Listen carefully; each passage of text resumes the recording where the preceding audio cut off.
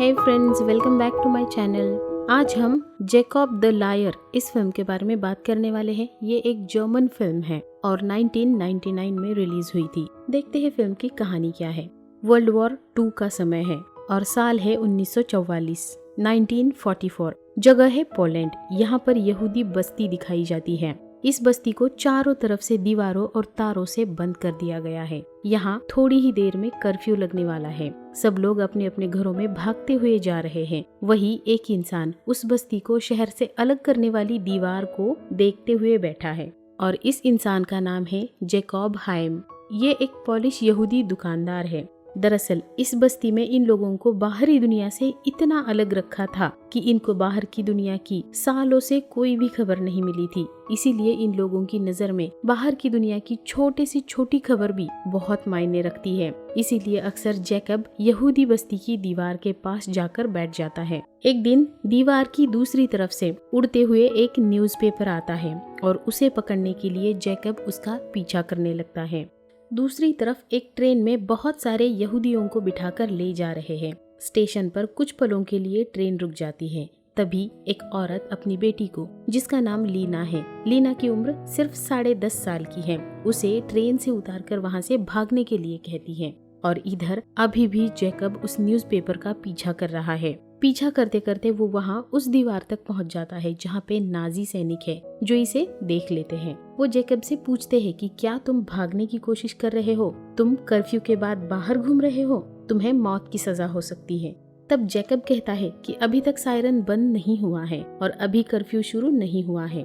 तब वो नाजी सैनिक सामने की बिल्डिंग में एक ऑफिसर है, उससे जाकर मिलने के लिए जैकब से कहता है। जैकब डरते डरते उस बिल्डिंग में जाता है। वहाँ रूम के अंदर रेडियो पे गाना शुरू है। जैसे ही वो गाना बंद होता है, जर्मन सेना का रेडियो प्रसारण शुरू हो जाता है। न्यूज में बताया जाता है कि रूसी सेना बेजानिका तक पहुँच चुकी है। बेजानिका यहाँ से सिर्फ 400 किलोमीटर दूर है। तभी वहाँ जर्मन ऑफिसर आ जाते हैं। वो जैकब से पूछते हैं कि तुम यहाँ क्या कर रहे हो? तब जैकब बताता है कि दीवार के पास जो सैनिक तैनात है उसे लगता है कि अभी 8 बज गए हैं और मैंने नियमों का उल्लंघन किया है, तो सजा के लिए उसने मुझे यहाँ पर भेजा है। लेकिन अभी 8 नहीं बजे हैं। ऑफिसर देखता है कि सच में 8 को 3 मिनट कम है। तब वो ऑफिसर जैकब को वापस जाने के लिए कहता है।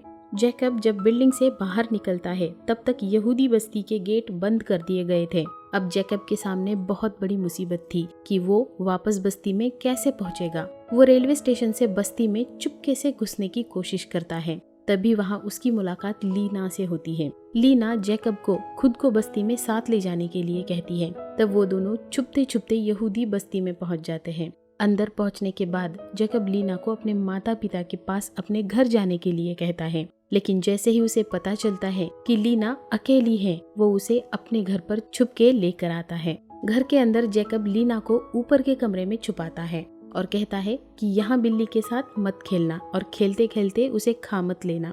इस बस्ती में खाने की कमी है। दरअसल बस्ती में राशन कूपन के सिवा किसी को भी नहीं दिया जाता और वो खाना बहुत ही कम होता है और अभी इनके पास लीना के लिए कुछ भी खाना नहीं है। और यहाँ पे हमें ये पता चलता है कि जैकब की पत्नी को गोली मार दी गई थी और उसकी कोई संतान भी नहीं है। अगले दिन जैकब अपने एक दोस्त जिसका नाम कोवालस्की है, उसके सैलून में शेव करने के लिए जाता है। कोवालस्की तब फांसी लगाकर खुदकुशी करने की कोशिश कर रहा था। जैकब उसको किसी तरीके से समझा बुझा के रोक लेता है। फिर कुछ जूस लोगों को काम के लिए लेकर जा रहे थे। तब जैकब एक प्रोफेसर को उसकी सर्दी का कुछ इलाज पूछता है, क्योंकि इनको एक साथी के साथ मिलकर काम करना पड़ता है 2-2 की जोड़ी में, और कमजोर के साथ कोई भी अपनी जोड़ी बनाकर काम करना नहीं चाहता। फिर सभी लोग काम पे जाते हैं। काम करते वक्त जैकब देखता है कि मीशा नाम का जू वर्कर वहाँ से भागने की कोशिश कर रहा है। तब उसे जैकब रोकने लगता है। तभी उस तरफ एक नाजी गार्ड आने लगता है। मीशा उसे मारना चाहता है। जैकब उसे समझाते हुए कहता है कि रूसी बेजानिका तक पहुँच गए हैं। ये बात मैंने रेडियो पर सुनी है। ये सुनकर मीशा शांत हो जाता है और हंसने लगता है। नाजी गार्ड को गुस्सा आता है और वो मीशा को मारकर ढकेल देता है। मीशा को गलतफहमी हो जाती है कि जैकब के पास रेडियो है। जैकब उसे बताता है कि मेरे पास कोई भी रेडियो नहीं है, लेकिन उसे जैकब की बातों पर यकीन नहीं होता। फिर जैकब घर लौटकर लीना को लाया हुआ खाना देता है। दरअसल वो अपना पूरा खाना लीना को दे रहा था और ये बात लीना से वो छुपा के रखता है। उधर मीशा फ्रैंकफर्टर के घर जाता है। वहाँ वो उसकी बेटी रोजा का हाथ शादी के लिए मांगता है। फ्रैंकफर्टर हैरान हो जाता है और उसे पूछता है कि तुम ऐसे माहौल में शादी के बारे में कैसे सोच सकते हो? हम यहाँ पे कभी भी मारे जा सकते हैं, हमारे पास खाना नहीं है, हमें ले जाने के लिए ट्रेन यहाँ पे कभी भी आ सकती है। तब मीशा उसे बताता है कि युद्ध समाप्त होने वाला है। फ्रैंकफर्टर कहता है कि तुम हमें झूठी आशा मत दो। तब मीशा बताता है कि बेजानिका तक रूसी सेना पहुंच गई है, जो कि यहाँ से सिर्फ 400 किलोमीटर की दूरी पर है। ये सब बातें मुझे जैकब ने बताई है और उसके पास रेडियो है, और आप लोग ये बात किसी को भी मत बताना, वरना उसकी जान खतरे में पड़ सकती है। तब सभी लोग घबरा जाते हैं, क्योंकि उस वक्त किसी भी जूस को रेडियो रखना या न्यूज सुनना मना था। अगर कोई न्यूज सुनता या रेडियो छुपा के रखता है तो उसे मौत की सजा दी जाती थी। फ्रैंकफर्टर भी घबरा जाता है, क्योंकि उसके पास भी एक रेडियो है, लेकिन वो बंद है, वो काम नहीं करता। लेकिन फिर भी वो घबरा जाता है और रेडियो को तोड़ देता है, क्योंकि वो जानता है कि जैसे ही जैकब के रेडियो की बात नाजी सैनिकों को पता चलेगी, वो पूरी जूस बस्ती की तलाशी लेंगे, और अगर उन्हें ये रेडियो मिलेगा तो वो उसे भी मार देंगे। दूसरे दिन जैकब शेव करने के लिए जा रहा होता है। तब रास्ते में सभी लोग उससे अदब से बात करते हैं। दरअसल सभी लोगों को पता चल चुका है कि जैकब के पास रेडियो है। सलून में उसका दोस्त कोवालस्की जैकब पे गुस्सा करता है और कहता है कि तुम हर सुबह फ्री में शेव करने के लिए यहाँ पर आते हो, और तुमने मुझे कभी भी रेडियो के बारे में कुछ भी नहीं बताया। जैकब कहता है कि मेरे पास कोई रेडियो नहीं है। कोवालस्की बताता है कि बस्ती में कुछ लोगों को पता चला है कि तुम्हारे पास रेडियो है, और शाम तक सभी लोगों तक ये बात पहुंच जाएगी। जैकब कोवालस्की को उसकी रस्सी मांगता है, जिससे वो कुछ दिनों पहले फांसी ले रहा था। कोवालस्की बताता है कि ये सब रेडियो की बातें मीशा ने उसे बताई है। जैकब बाहर निकलकर मीशा से मिलकर उस पे गुस्सा करता है और कहता है कि तुमने ये बात सबको क्यों बताई? तब मीशा बताता है कि मैंने ये बात सिर्फ फ्रैंकफर्टर और उसके परिवार को बताई है, क्योंकि रोजा के साथ मेरी सगाई हुई है। जैकब कहता है कि तुमने ये बात नाई को बताई है, जो पूरी बस्ती में बात फैला देगा, जिससे मैं मारा जाऊंगा, जिसके जिम्मेदार सिर्फ तुम होंगे। तभी रेलवे स्टेशन पे काम करने के लिए सभी जूस को बुलाया जाता है। सभी लोग जैकब के साथ काम करना चाहते हैं, लेकिन जैकब अपने पुराने साथी सैमुअल के साथ ही काम करने जाता है। काम पे मीशा के साथ साथ सभी लोग जैकब से युद्ध की नई न्यूज के बारे में जानना चाहते हैं। मीशा जैकब से पूछता है, तब जैकब उसे गुस्से में झूठ कहता है कि मैंने रेडियो पे नृत्य संगीत का कार्यक्रम सुना था। फिर मीशा बाकी के कुछ जूस लोगों को बताता है कि कल जैकब ने रूसी संगीत सुना है, और तभी हवाई हमले का सायरन बज उठता है। सभी नाजी गार्ड्स बंकर्स में छिपने के लिए भागते हैं, और सभी जूस लोग खुश होकर बाहर खुले मैदान में रूसी प्लेन्स को देखने के लिए आते हैं, लेकिन उन्हें बाहर जर्मन प्लेन्स दिखाई पड़ते हैं। सभी जूस लोग निराश हो जाते हैं। थोड़ी देर बाद एक ट्रेन पहुंच जाती है। गार्ड चेतावनी देते हैं कि ट्रेन से दूर रहे। इनमें से एक जू हर्षल ट्रेन के पास से आता है। वो बाकी लोगों को बताता है कि मुझे ट्रेन के कंटेनर से इंसानों की आवाज सुनाई दी है, हमें उनसे बात करनी चाहिए। उन्हें भी ये जानने का हक है कि रूसी यहाँ जल्द ही पहुँचने वाले हैं। सभी लोग उसे रोकने की कोशिश करते हैं, लेकिन वो ट्रेन में कैद लोगों के पास जाकर उन्हें बताने लगता है कि रूसी जल्दी ही यहाँ पहुँचने वाले हैं। उसे ट्रेन के पास देखकर गार्ड उसे गोली मार देता है, जिससे उसकी मौत वहीं पर हो जाती है।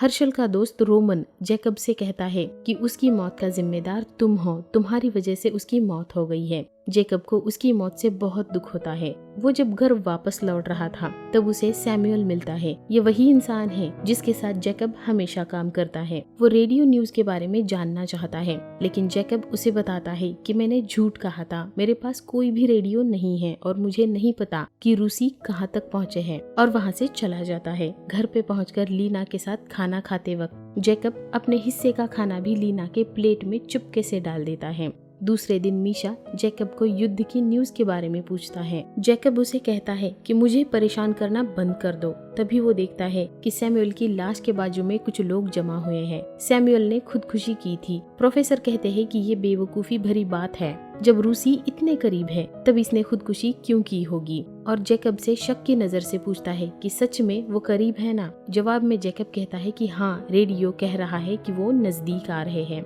जैकब प्रोफेसर को सच बताना चाहता है कि उसके पास कोई भी रेडियो नहीं है, लेकिन वो जानता है कि उसने सैमुअल को सच बताया था, इसीलिए उसने खुदकुशी की है। वो समझ गया है कि उसके इस झूठ से सभी लोगों में एक उम्मीद जाग उठी है और उनकी इस उम्मीद को बनाए रखने के लिए वो सभी को युद्ध की झूठी कहानियां बना के सुनाने लगता है।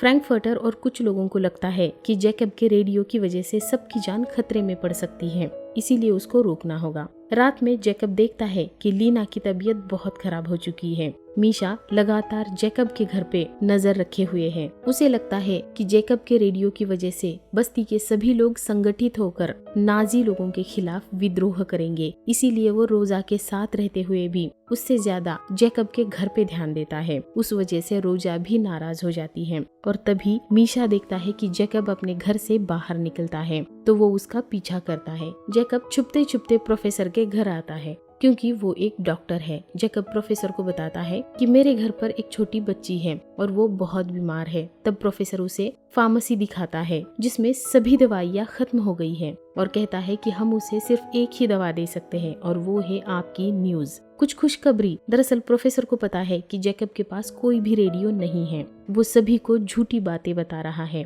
लेकिन फिर भी प्रोफेसर उसे कहते हैं कि तुम अच्छा काम कर रहे हो। फिर वो दोनों लीना को देखने के लिए घर पे जाते हैं। दूसरी तरफ फ्रैंकफर्टर अपने कुछ साथियों के साथ कोवालस्की नाई के पास आते हैं और उसे समझाते हैं कि वो जैकब को रेडियो नष्ट करने के लिए कहे। फ्रैंकफर्टर और उनके साथियों को लगता है कि जैकब और मीशा विद्रोह की तैयारी कर रहे हैं। वो ये सब रोकना चाहते हैं, इसीलिए वो जैकब के घर जाते हैं और रेडियो ढूंढने लगते हैं और तभी वहाँ पर प्रोफेसर और जैकब आ जाते हैं। उन्हें देखकर फ्रैंकफर्टर और उसके साथी चुप जाते हैं। उसके बाद प्रोफेसर लीना को चेक करके जैकब को कहता है कि वो बहुत बीमार है, उसे सिर्फ उबला हुआ पानी पिलाओ और साथ में तुम्हारी कुछ दवा भी। और जैसे ही दोनों रूम से बाहर आते हैं, फ्रैंकफर्टर और उसके साथी इनके सामने आ जाते हैं। जैकब उनसे पूछता है कि आप यहाँ क्या कर रहे हो। फ्रैंकफर्टर जवाब में कहता है कि नाजी गार्ड्स के जासूस बस्ती में हर जगह है, उनको रेडियो की बात पता चल गई तो सभी पे बहुत बड़ी मुसीबत आ सकती है। ये टालने के लिए प्लीज तुम उस रेडियो को नष्ट कर दो। तब जैकब मान जाता है, लेकिन तभी प्रोफेसर कहते हैं कि जब से जैकब हमें रेडियो न्यूज की जानकारी दे रहा है तब से बस्ती में एक भी खुदकुशी नहीं हुई है। तब फ्रैंकफर्टर और उसके साथियों को समझ में आ जाता है कि न्यूज से लोगों में जो उम्मीदें जाग रही है उससे जानें बच रही है। उनमें से एक कहता है कि हम आखिरी बार न्यूज सुन के उसे तोड़ देंगे। तभी वहाँ लाइट चली जाती है और सभी लोग वहाँ से निकल जाते हैं। फिर लीना जैकब से पूछती है कि क्या सच में तुम्हारे पास रेडियो है, मैं भी उसे सुनना चाहती हूँ। जैकब कहता है कि अगर तुम ये वादा करती हो कि तुम जल्दी ही ठीक हो जाओगी तो मैं भी ये वादा करता हूँ कि तुम मेरा रेडियो सुन सकती हो। फिर दूसरे दिन जैकब शेव करने के लिए सलून में जाता है। तब मीशा एक आदमी के साथ वहाँ पर आता है और जैकब से कहता है कि इस सलून में बिजली है, हम यहाँ पर रेडियो लाके शुरू कर सकते हैं। लेकिन सलून का ओनर कोवालस्की डर जाता है और जैकब के साथ झगड़ा करके इस बात को मना करता है। वैसे जैकब भी नहीं चाहता था कि ऐसा कुछ हो, क्योंकि उसके पास लाने के लिए यहाँ पर रेडियो ही नहीं है। तभी स्टेशन पे सभी को काम के लिए लेकर जाते हैं, जहाँ पे जर्मन ऑफिसर आता है। आते ही उसकी तबीयत खराब हो जाती है और उसे हार्ट अटैक आ जाता है। जब जैकब घर पहुँचता है तो देखता है कि लीना की तबीयत काफी सुधर गई है। ऑफिसर के हार्ट अटैक के कारण आज जैकब को कुछ भी राशन नहीं मिला है। आज इन दोनों को भी भूखे पेट ही सोना पड़ेगा। तभी लाइट आ जाती है और लीना जैकब को याद दिलाती है कि आपने रेडियो सुनाने का वादा किया था। तब जैकब कहता है कि मैंने रेडियो मीशा को दे दिया है, लेकिन तभी वहाँ पर मीशा आ जाता है और जैकब लीना को छुपा देता है। दरवाजा खोलते ही मीशा कहता है कि अब लाइट आ गई है और मुझे रेडियो को सुनना है, और वो जबरदस्ती घर में घुस आता है। दरअसल डॉक्टर के अलावा किसी को भी नहीं पता था कि जैकब के साथ यहाँ पे लीना भी रहती है। डाइनिंग टेबल पे 2 प्लेट्स को देखकर मीशा को शक हो जाता है। वो जैकब को पूछता है कि क्या तुम यहाँ पर किसी को छुपा रहे हो। तब जैकब उसे कहता है कि हाँ, लेकिन ये सब कुछ मैं तुम्हें कल बताऊंगा, अभी तुम यहाँ से चले जाओ। ये सुनकर मीशा वहाँ से चला जाता है। अब जैकब ने लीना को कहा हुआ झूठ पकड़ा गया था कि उसने रेडियो मीशा को दे दिया है। जैकब लीना को नीचे के फ्लोर में लेकर जाता है, जहाँ पहले उसका रेस्टोरेंट हुआ करता था। फिर वो लीना को एक चेयर पर बिठाता है और कहता है कि यहाँ से हिलना मत, नहीं तो रेडियो बंद हो जाएगा। फिर वो लीना के पीछे जाकर बर्तनों की मदद से और अपने मुंह से रेडियो न्यूज प्रसारण जैसी आवाजों की नकल करने लगता है। फिर ग्रामोफोन का म्यूजिक लगा के डांस भी करता है। लीना बहुत खुश हो जाती है। दूसरे दिन जैकब लोगों से मिलना टालता है, वो उनसे छिप रहा होता है। लोग अपने आप में ही न्यूज की कहानियां बना रहे थे। जैकब भी सोच में पड़ जाता है कि सब लोगों को अब कौन सी नई कहानी बना के सुनाए। तभी वो देखता है कि एक नाजी गार्ड एक न्यूज़पेपर लेकर टॉयलेट में जा रहा है। उसके बाहर निकलने के बाद वो भी उसमें जाने लगता है। उसके साथी उसे टॉयलेट में जाने से रोकते हैं क्योंकि ये टॉयलेट सिर्फ जर्मन्स के लिए है। फिर भी जैकब उसके अंदर जाकर न्यूज़पेपर पढ़ता है। तभी एक गार्ड टॉयलेट यूज करने के लिए आता है। तभी कोवालस्की गाना गाकर और डांस करके उस गार्ड का ध्यान भटकाता है और तब वो गार्ड कोवालस्की को मारने लगता है और उस मौके का फायदा उठा के जैकब टॉयलेट से बाहर निकल आता है और सभी लोगों को कहता है कि चर्चिल ने पोलैंड को संबोधित करते हुए फुटबॉल टीम के गोल्स बताए हैं, जिसमें उन्होंने गुप्त संदेश भेजा है। सभी लोग अपनी अपनी तरफ से उस कोड का मतलब निकालने लगते हैं।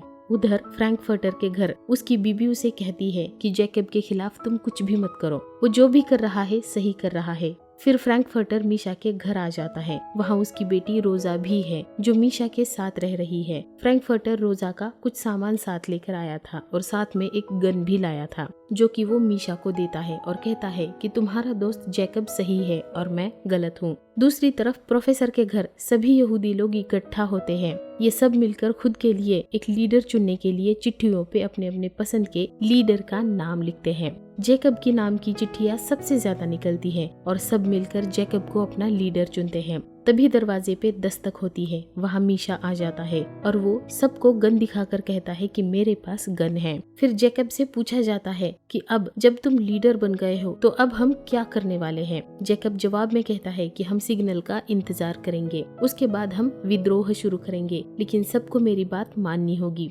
सबको डिसिप्लिन में रहना होगा। ऐसा कहकर वो मीशा के पास की गन अपने पास ले लेता है। तभी दरवाजे पे जर्मन ऑफिसर आते हैं। सभी यहूदी लोग डरकर चुप जाते हैं। जर्मन ऑफिसर घर के अंदर आ जाते हैं। प्रोफेसर उनको मिलने के लिए आ जाते हैं। तब वो ऑफिसर बताते हैं कि जनरल हार्टलॉक को हार्ट अटैक आया है और आपको उनका इलाज करने के लिए चलना होगा। तब प्रोफेसर की बीवी उसकी दवाइयों का बैग ला कर देती है जिसमें एक जहर की बोतल भी होती है। उनके वहाँ से जाने के बाद जैकब प्रोफेसर की बीवी से कहता है कि वो वापस आ जाएंगे, लेकिन प्रोफेसर की बीवी कहीं ना कहीं जानती है कि शायद प्रोफेसर वापस नहीं आने वाले हैं। हार्टलॉक का जर्मन डॉक्टर प्रोफेसर को पहले से जानता है क्योंकि प्रोफेसर एक बहुत ही बड़े प्रसिद्ध हृदय रोग विशेषज्ञ है। हार्टलॉक प्रोफेसर को बताता है कि कल ये बस्ती खाली कर दी जाएगी, मैं तुम्हें बचा सकता हूँ। मेरे डॉक्टर मेरा सही इलाज नहीं कर पा रहे हैं, मेरा दर्द असहनीय है। फिर प्रोफेसर हार्टलॉक का चेकअप करते हैं और कहते हैं कि एक डॉक्टर के नाते तुम्हारा इलाज करना मेरा फर्ज है, लेकिन जैसे ही मैं तुम्हारी जान बचाता हूँ तो मैं जानता हूँ कि तुम पूरी बस्ती को खत्म कर दोगे। हार्टलॉक कहता है कि अगर तुम मेरा इलाज नहीं करोगे तो मेरे लोग तुम्हें मार डालेंगे और हम ये भी जानते हैं कि बस्ती में किसी के पास रेडियो है और आप लोग विद्रोह करने वाले हैं। तुम जिसके पास रेडियो है उसका नाम बताओ, बदले में मैं तुम्हें बचा लूंगा। प्रोफेसर फैसला नहीं कर पा रहा था कि क्या करना चाहिए। वो पीने का पानी मंगाता है और दवाई के नाम पर सबके सामने जहर पी लेता है और उसकी मौत हो जाती है। फिर हार्टलॉक अपने ऑफिसर्स को कल तक वो रेडियो ढूंढने के ऑर्डर्स दे देता है। फिर यहूदी बस्ती में हर जगह रेडियो को ढूंढने का काम जर्मन सैनिक शुरू कर देते हैं और कुछ यहूदी लोगों की गिरफ्तारी भी होती है। जैकब जहां उसका रेस्टोरेंट हुआ करता था वहां पर छुप जाता है। मीशा की गन भी यहाँ पर छुपा देता है। तभी वो सुनता है कि जर्मन अनाउंसमेंट हो रही है जिसमें कहा जा रहा है कि बस्ती में जिसके पास रेडियो है वो अपराधी है जो छुपा हुआ है। आज आधी रात तक वो खुद को अपने साथियों के साथ हमारे हवाले नहीं करता तो 10 बंदूकों को मार दिया जाएगा। ये सुनकर कोवालस्की जैकब के घर जाता है और पूछता है कि जिस सिग्नल का हम इंतजार कर रहे थे क्या वो आ गया है। जैकब अब सच बोल देता है कि उसके पास कोई भी रेडियो नहीं है और ना ही कभी था, और अगर होता तो भी वो सुनने की कभी हिम्मत नहीं करता, और जो भी मैंने कहा था सब झूठ था। ये सुनकर कोवालस्की हंसने लगता है और कहता है कि हम में से हमारे दोस्त और आधी जर्मन सेना जिस रेडियो को ढूंढ रहे हैं वो मौजूद ही नहीं है। फिर वो दोनों भी हंसने लगते हैं। इनकी सारी बातें लीना चुपके से सुन लेती है। फिर जैकब लीना को मिलने जाता है और लीना उससे पूछती है कि मैं अपने माता पिता से कभी नहीं मिल पाऊंगी, रूसी कभी नहीं आ रहे हैं। जैकब उसे फिर से झूठ बोलने लगता है, लेकिन तभी वो बताती है कि आप अपने दोस्त के साथ बात कर रहे थे तो मैंने सुन ली है, लेकिन मैं आपसे नाराज नहीं हूँ, आप अच्छे इंसान हैं। फिर जैकब जर्मनों के सामने आत्मसमर्पण करने के लिए निकल पड़ता है। तब लीना कहती है, लेकिन आपके पास तो कोई रेडियो है ही नहीं। जैकब कहता है कि शायद मैं ये बात जर्मन्स को समझा पाऊँ। ये कहकर वो मीशा के घर चला जाता है और वो मीशा को कहता है कि कल अगर मैं काम पे नहीं दिखा तो रात को मेरे घर जाओ, वहाँ तुम्हारे लिए मैंने कुछ छोड़ा है। तुम एक अच्छे इंसान हो, इसीलिए मैंने तुम्हें इस काम के लिए चुना है। मीशा को लगता है कि शायद उसके लिए रेडियो रखा है। फिर जैकब वहाँ से निकल जाता है। उधर कोवालस्की जैकब से सच सुनने के बाद बहुत निराश हो जाता है और खुदकुशी कर लेता है। दूसरी तरफ जैकब उसी दीवार के पास जाता है जहाँ से उसे पहले सजा के लिए ऑफिसर के पास भेजा गया था। वो कहता है कि ये मेरे रेडियो के बारे में है, मैं अपने आप को ऑफिसर्स को समर्पित करना चाहता हूँ। फिर उसे ऑफिसर्स के सामने लेकर जाते हैं। ऑफिसर उससे उसके रेडियो के बारे में पूछते हैं कि रेडियो तुम साथ लाए हो। जैकब नहीं में जवाब देता है, तो उसे बहुत मारकर रेडियो के बारे में पूछते हैं। तो जैकब ऑफिसर के रूम में रखे हुए रेडियो की तरफ उंगली करके बताता है कि ये है मेरा रेडियो। तब ऑफिसर को सारी बात समझ में आ जाती है कि पिछली बार जब सजा के लिए जैकब यहाँ पर आया था तब यहीं पे उसने रेडियो सुना था। उधर यहूदी बस्ती से सभी को सामान सहित निकाला जा रहा है। उन्हें इकट्ठा करके स्टेशन ले जा रहे होते हैं। तभी जर्मन्स को चकमा देकर मीशा और रोजा जैकब के घर जाते हैं। वहाँ उनको लीना मिलती है। जैकब ने लीना को पहले ही बताया था कि वो मीशा को उसकी देखभाल करने के लिए भेजेगा। मीशा और रोजा उसे रेडियो कहाँ है पूछते हैं, लेकिन वो बताती है कि मुझे ये बताने के लिए मना किया गया है। और तभी जर्मन सैनिक वहाँ आ जाते हैं। ये तीनों भागने की कोशिश करने लगते हैं, लेकिन जर्मन सैनिक इन तीनों को पकड़ लेते हैं। रास्ते में जाते वक्त मीशा देखता है कि कोवालस्की ने खुदकुशी कर ली है। इधर जैकब और ऑफिसर दोनों अब मुश्किल में हैं। जैकब रेडियो की वजह से, जो कि मौजूद ही नहीं है, और वो ऑफिसर इसीलिए क्योंकि उसके रेडियो से एक यहूदी ने न्यूज़ सुनी थी। तब ऑफिसर जैकब को कहता है कि तुम जर्मन ऑफिसर्स को सारे यहूदियों के सामने बताओ कि तुम्हारे पास कोई रेडियो नहीं है, तुमने सारी झूठी बातें कही है और कहीं भी कोई विद्रोह नहीं होने वाला है। अगर तुम ये सब कुछ कबूल करते हो तो मैं तुम्हें जान से नहीं मारूंगा। तब जैकब कहता है, लेकिन तुम तो मुझे ट्रेन से कैंप में भेज दोगे। तब ऑफिसर कहता है कि शायद रूसी आने तक तुम कैंप में जिंदा रह सको, तुम तो जानते ही हो कि वो कितने करीब हैं। फिर जैकब को सभी यहूदी लोगों के सामने लाया जाता है और ऑफिसर सब यहूदी लोगों को कहते हैं जैकब ने आपको जो भी बताया है वो सब कुछ झूठ है और ये खुद जैकब यहाँ कबूल करेगा। लेकिन जैकब वहाँ कुछ भी नहीं कहता। ऑफिसर उसे बताने के लिए कहते हैं, लेकिन वो चुप रह जाता है और हंसने लग जाता है। तब हार्टलॉक गुस्से में आकर उसको गोली मार देता है, जिसमें जैकब की मौत हो जाती है। फिर जर्मन सैनिक सभी यहूदियों को वहाँ से लेकर जाते हैं और ट्रेन में बिठाकर कैंप में ले जा रहे होते हैं। शहर से करीब 50 किलोमीटर की दूरी पर रूसी सैनिक ट्रेन को रोक लेते हैं और इन सब की जान बचा लेते हैं। और इस तरह से जैकब की दिल से बनाई हुई झूठी बातें सच भी हो जाती है। सभी लोगों के दिलों में उम्मीदें जगाकर सभी लोगों की जान बच जाती है और ये फिल्म यहीं पर खत्म हो जाती है। तो आपको इस फिल्म की स्टोरी कैसी लगी कमेंट करके जरूर बताइए। वीडियो को लाइक करिए, चैनल को सब्सक्राइब करिए और अपने दोस्तों के साथ शेयर भी करिए। And finally thanks for watching. Bye bye.